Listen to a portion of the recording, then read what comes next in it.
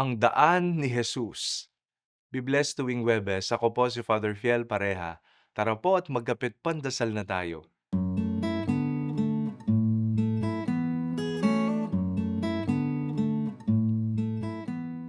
Tuwing Kwaresma at lalo na sa mga mahal na araw, isa sa pinakatanyag na debosyon ay ang daan ng krus o Stations of the Cross. Nagsimula ito noong unang panahon ng Kristyanismo, nang ang mga deboto ay naglalakbay patungong Jerusalem upang tahakin ang mismong landas na dinaanan ni Jesus patungong Kalbaryo. Ngunit nang hindi na kayang maglakbay ng lahat sa banal na lupain, lalo na noong Middle Ages, ipinakalat ng mga Fransiskano ang ganitong debosyon sa iba't ibang simbahan sa buong mundo. Kaya nabuo ang 14 na istasyon mula sa paghahatol kay Jesus hanggang sa kanyang pagkalibing. Hindi lamang ito simpleng paalaala. Maraming biyayang espiritual ang nakapaloob sa pagdarasal ng daan ng krus.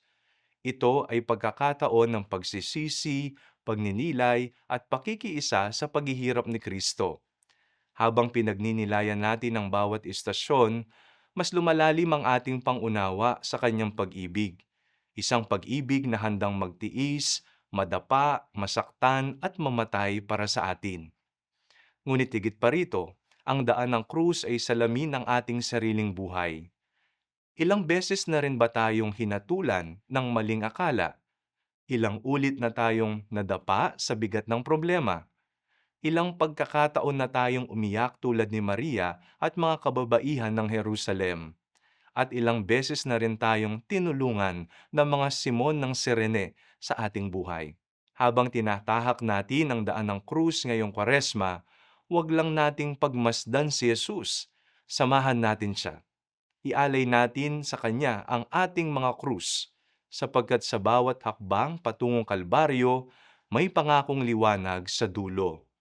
Ang daan ng krus ay hindi landas ng pagkatalo, ito ay landas ng pag-ibig na nagtatagumpay.